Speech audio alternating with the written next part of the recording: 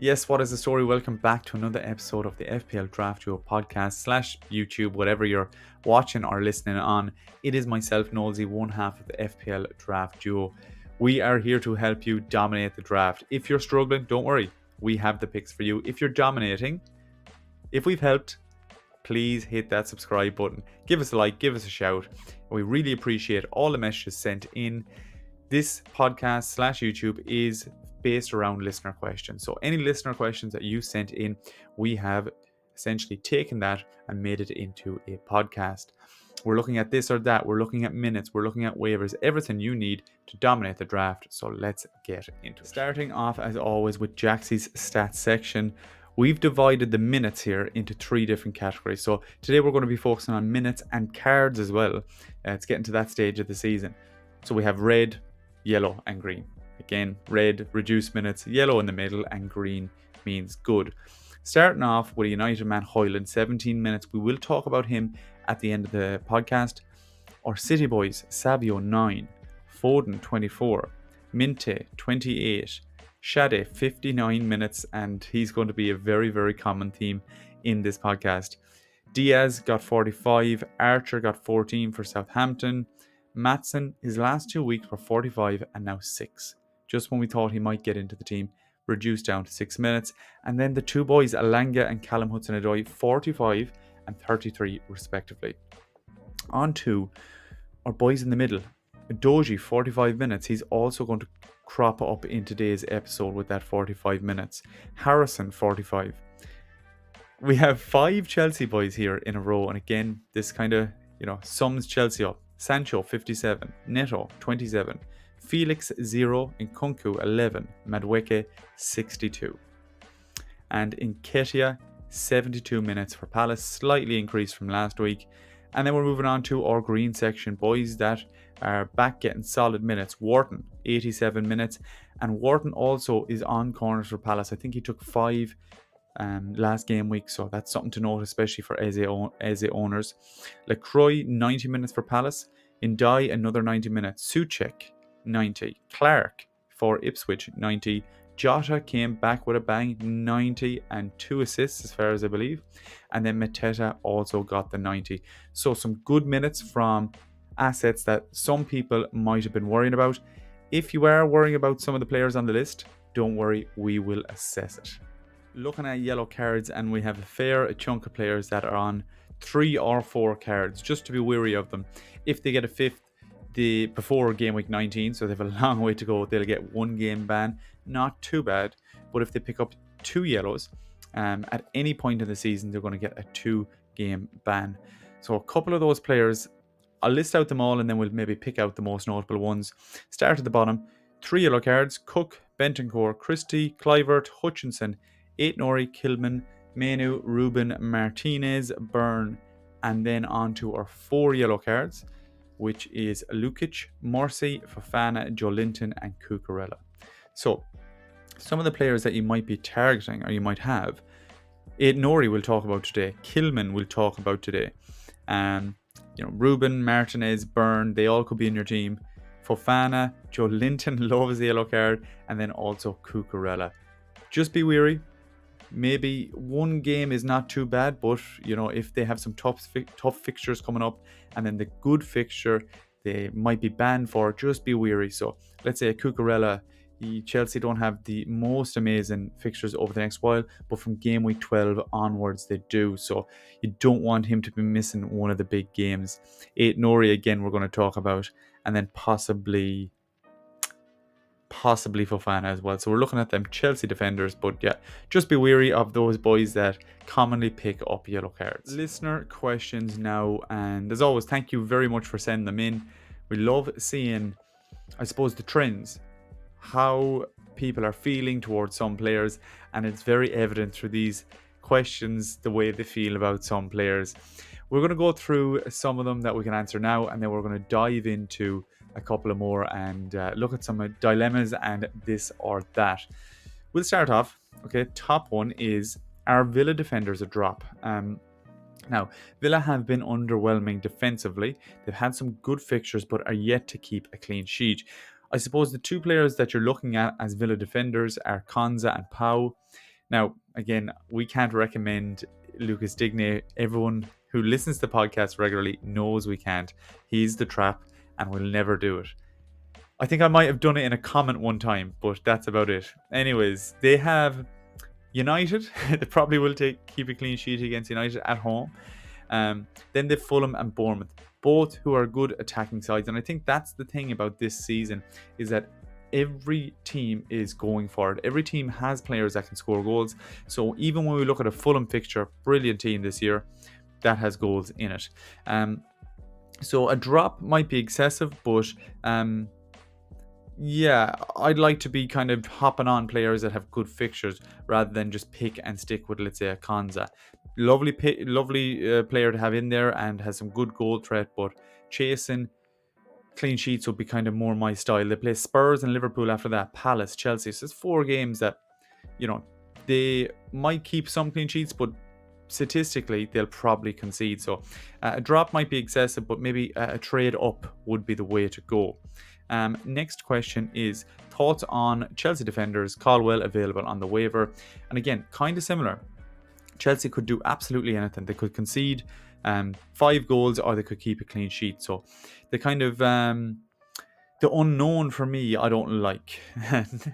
If we could know everything in fantasy football, it would be great. But Chelsea are really, really unknown.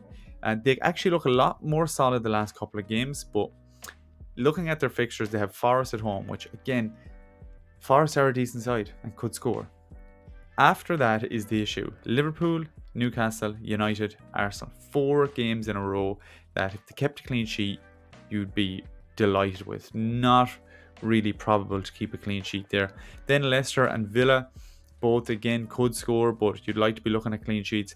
So it's not really until game week 16 that they have a run that you can kind of target to set and forget.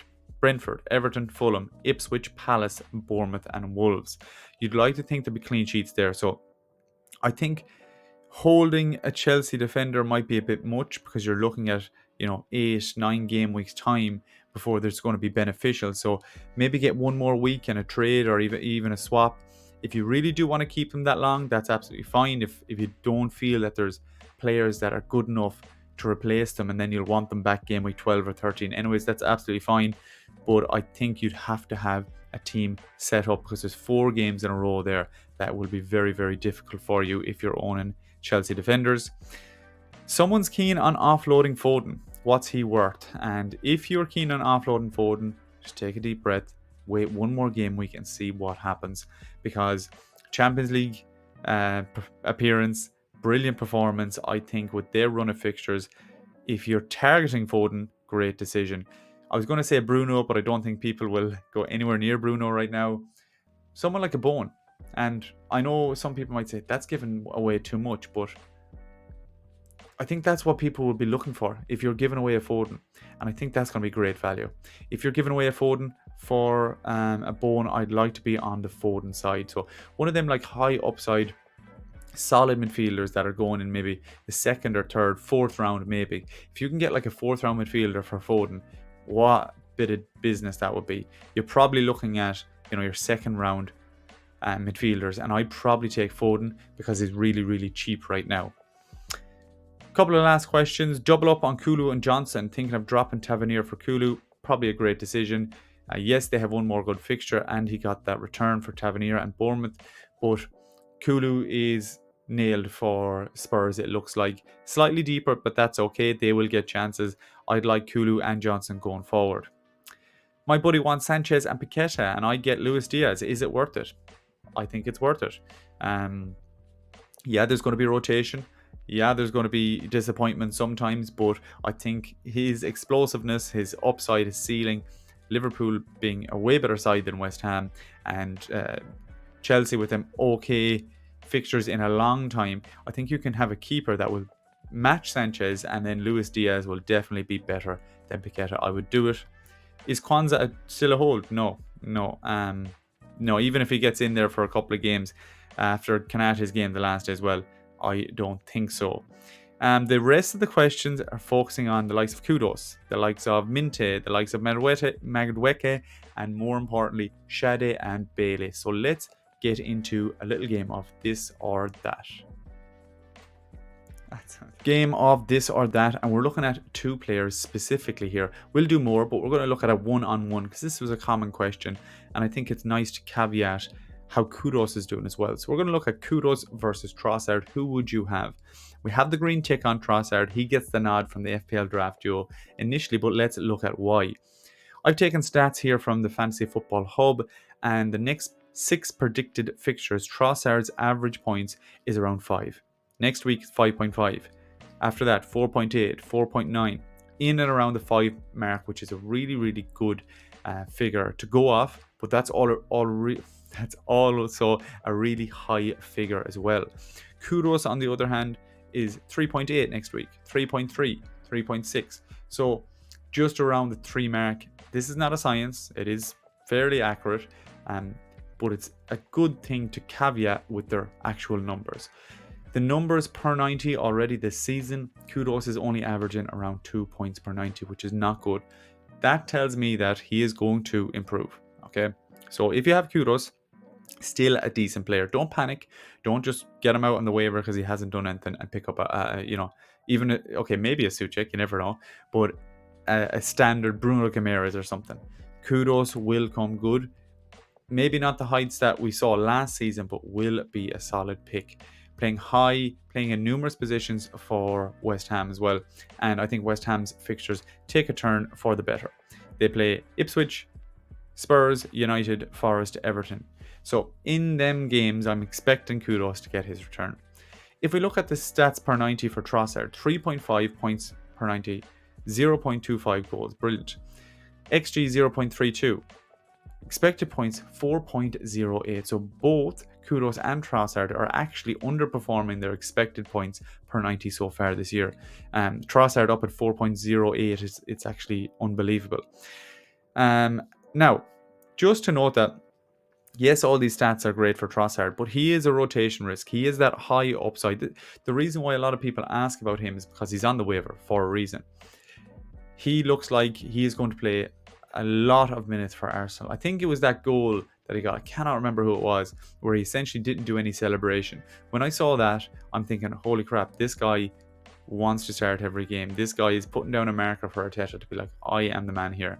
And I think he has done that since then.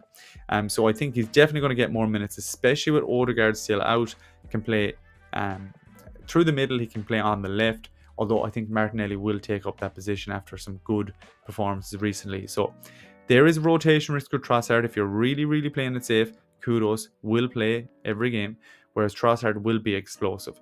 He kind of reminds me of a Jota of the past, where he might just play 20 minutes one game, but still could score. So if Trossard's on your waiver, definitely up there in waivers this week. On to some more quick fire this or that questions. First up is 2 strikers, Evan Nielsen and Xerxes. I am going for Evan Nielsen here. Got his goal last game week, and I think he's nailed. Ever since he came, he's started every game. Xerxes, we talked about Højlund at the start, got 17 minutes. I think Xerxes doesn't start the next day. I think Højlund gets his first start of the season.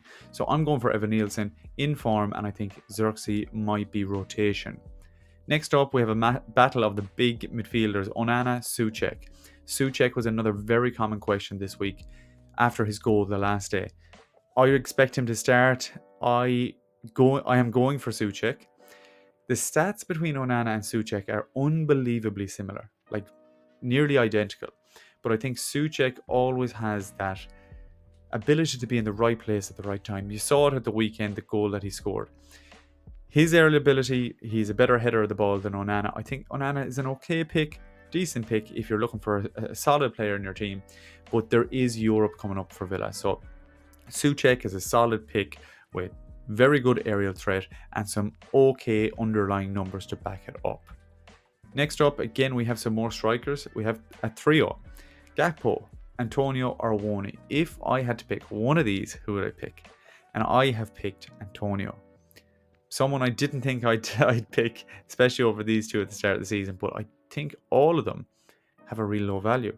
Awoni did start the last day, played 45 minutes, so I could have went to Awoni, but I think that was mainly because of Gibbs White. They played a 4-4-2.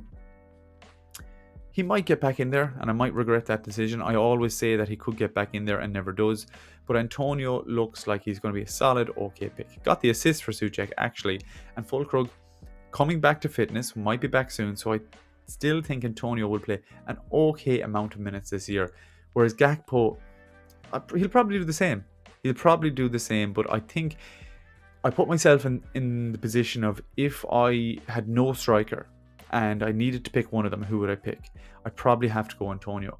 If I had a full set team and I wanted to pick someone else that might be good later on down the line, probably pick Antonio.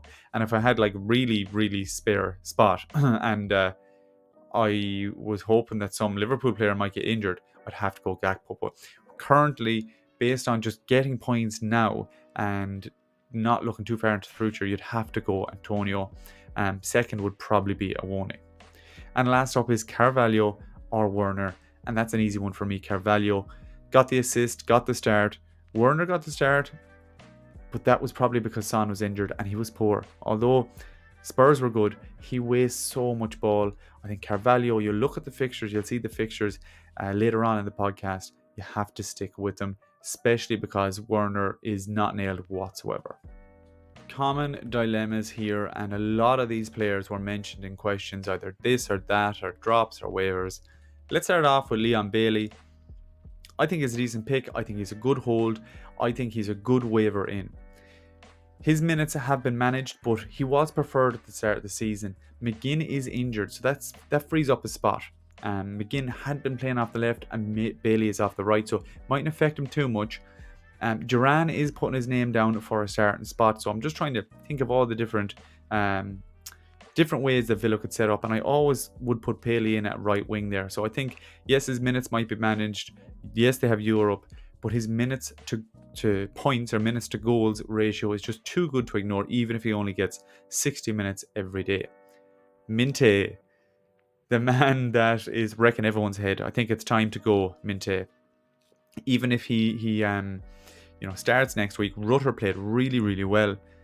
Their fixtures aren't amazing, and his minutes are just really down. I just don't think there's any justification for keeping Minte.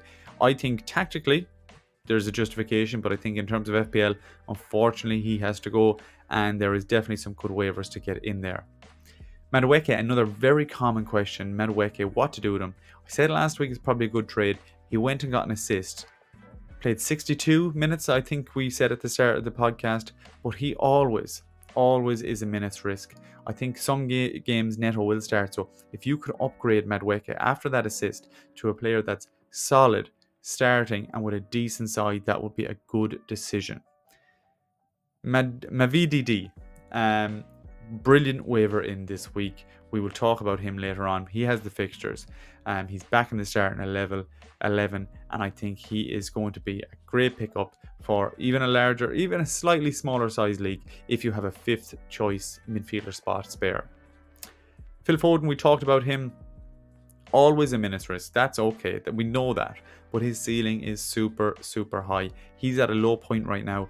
And if I should, after the podcast, go do a bit of trading and try and get Foden over the line, I think he's going to be a great pick. I wouldn't do surgery on your team for him, but I think if you have one of those placeholder midfielders that people rate very highly, that you could maybe get Foden in under the radar, I think that's going to be a good decision. And finally, our boy Kevin Shade, the most talked about player this week. What to do with him? He got the illustrious 59 minutes, 1 pointer. I think he'll start again. I think with Kevin Shade, the thing is, if you picked him up for a while.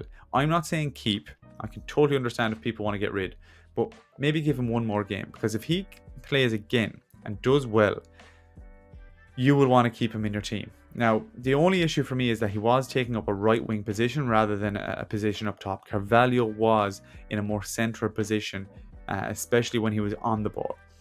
So, yeah, could be a drop in a larger size league. I think I'm just sticking. I think for me with waivers, there's nothing worse than getting a player in that you think everything aligns and then getting rid, and then he starts to do well. I know the 59 minutes weren't great, but apparently he was carrying an injury, so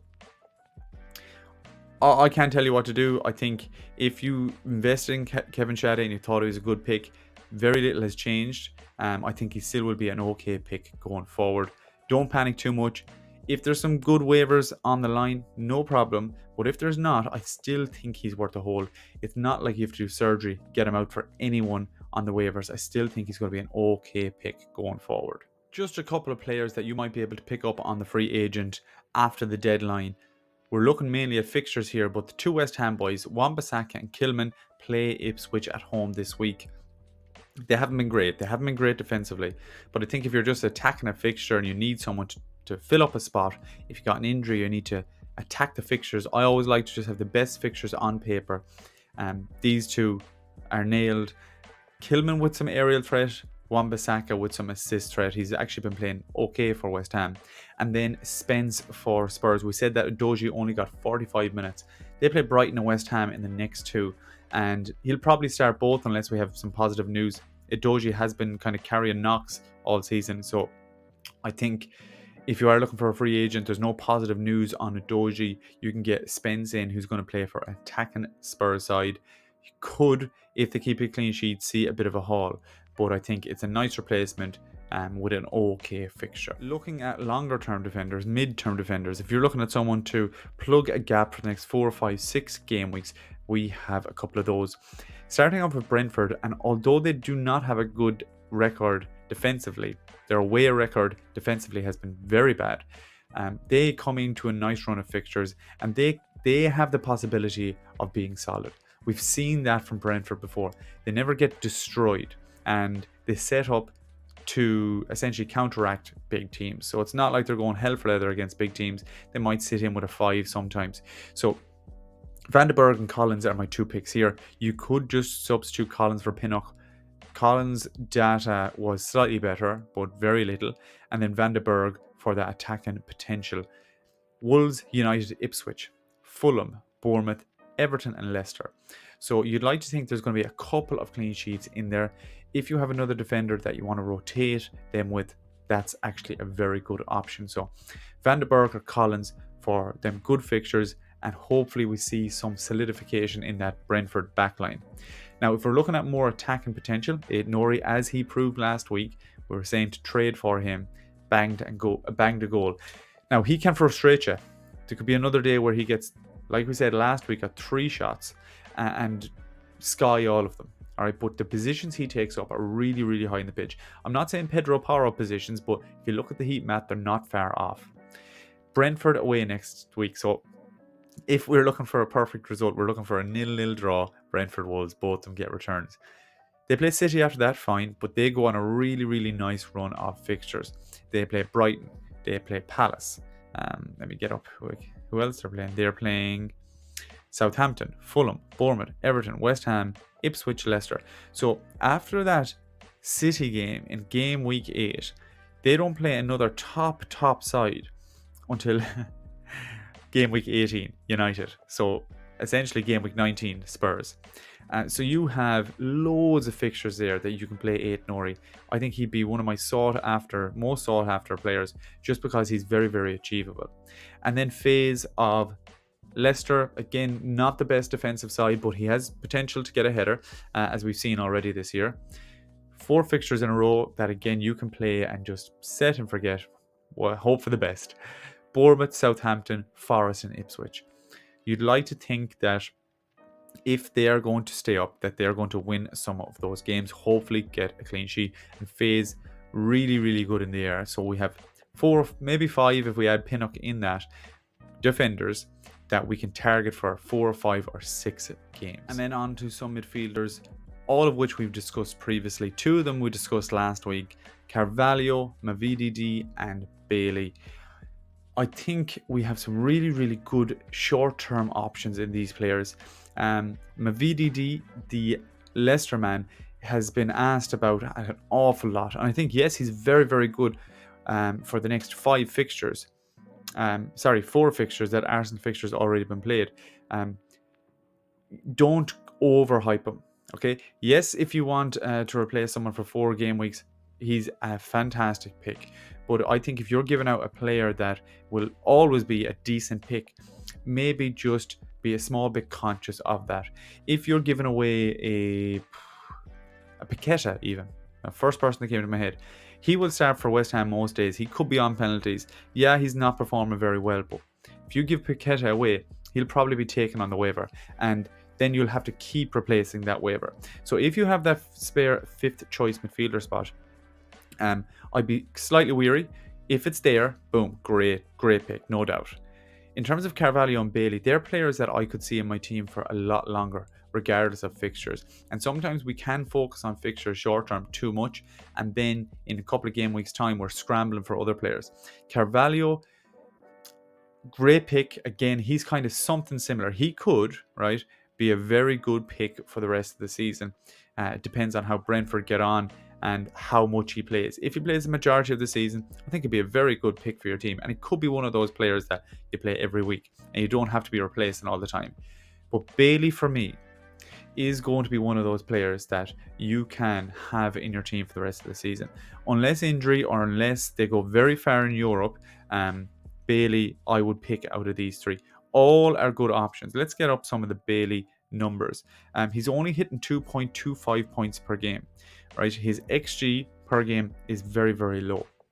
But I expect Bailey's numbers to increase. We talked about it. I think he's the best right winger for Villa, and I think he will play the majority of games. No, he's not going to get 90 minutes every day, but that's okay. That's what we know that we'll get from Bailey. But what we also know that we'll get from Bailey is probably returns, regardless of the time he plays. That Europe is a bit of a red flag, so if you do want to play a bit more solid, longer term, Carvalho is the next best option. And if you want to really attack them short-term fixtures, the Leicester man is a great way into that side. Looking like he's nailed, return in the last 2 games previous, returned in the last 2 out of 3 games, we'll say. 4 very favourable fixtures coming up. So any of these 3 are going to be a good replacement for a potential midfield waiver. And finally, we're going to rank strikers. I'm going to look at these boys, the waiver boys, or let's say lower level boys that you could either trade for. If you're in a smaller league, you could waiver in. And then I'm going to look at the big boys.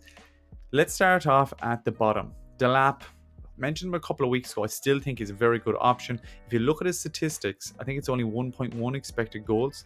So yes, he's banged 2 goals the last day. I wouldn't expect it all the time, but a nice player that will get you minutes and pop up with a couple of goals. Yeah, nice option, but I would probably still have Ndai of Everton before him. 90 minutes now. The only issue with Ndai is he did play slightly on the left the last day. I'd like him more advanced and behind the striker, but it looks like he's going to be in that Everton team for the foreseeable future, and their fixtures are really good, and they got their first win, so it might be written in the stars. I've knocked Larsson down a spot behind Evan Nielsen because he's got 260 minutes in a row, 63 and 60 something. Although I still think he's a good pick. Them great fixtures that we talked about for Wolves are coming up very soon, and I think he's going to get a few goals in that run. I had to knock up Evan Nielsen on top, mainly because, not on top, but ahead of Larsson, mainly because of that goal that he scored the last day. He's been nailed, his minutes are slightly better, and that might be the catalyst for him to have a slightly better season than I expected. And they also are really, really good on the counter-attack. Now, he does play slightly deeper. That'll be my one issue, that if you look at his heat map, it is slightly deeper. But if I was picking out of all the kind of lower levels, I'd go for Cunha. We mentioned him 2 weeks ago. He's kind of going under the radar this season because Wolves aren't doing that well. He could be on penalties. He's absolutely rapid. He's playing up top. He's 90 minutes nailed. I think I'd be targeting him. They play, as I said, Brentford, and then they play City. After that, I think Cunha and Larsson as a dynamic duo could be great for your team. I actually have both in one draft. Maybe only one out of the 2 is good. But if I had to rank them, I would rank them as so. Cunha on top, Evan Nielsen, Larsson, Ndai, and then Delap. But all 5 are good options. Some of them came from the waiver, so hopefully we'll have more of that later on in the year. And finally, on to our strikers, our big boys. I have ranked them as so. At the bottom, I think this dude could be going under the radar in value. Højlund, I expect to get a start the next day. And maybe he might get it. Maybe he might be eased in slightly, but I think he's going to start either next week or the week after that. We have an international break coming soon, so after that, I think he's going to be the nailed striker for United. I'm not saying he's going to, break records, but I think he's going to be slightly more productive for United this year than last year. So a nice striker that, again, if he bangs a couple of goals, his trade value is good. If another striker goes down in value, you never know, you could get up the ranks in terms of strikers. If you could get up the ranks to Isaac, that would be great. He's next to my list and missed last week. Always has some sort of injury, unfortunately, but his quality is too good to ignore. If you could somehow hop onto a Højlund and then maybe an Isaac in the future, that would be serious wheeling and dealing. Harry Redknapp would be absolutely proud of you. Two boys that I think are slightly undervalued, mainly because of injuries, and I think they will score goals in the future. My top three boys, as such. Number 1, Watkins.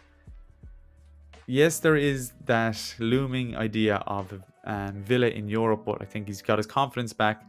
I think he can score against anyone, and he can also haul against anyone. Hopefully he's on penalties. I don't think we've seen a penalty from Villa this year. But yeah, I think he has to play. Yes, there is the idea that Duran will start, let's say, after European games. Watkins will want to start every game. Solanke, if you are afraid of that, Solanke is a great other option. Will play most games, if not all games, for Spurs, and will be on the end of a lot of chances.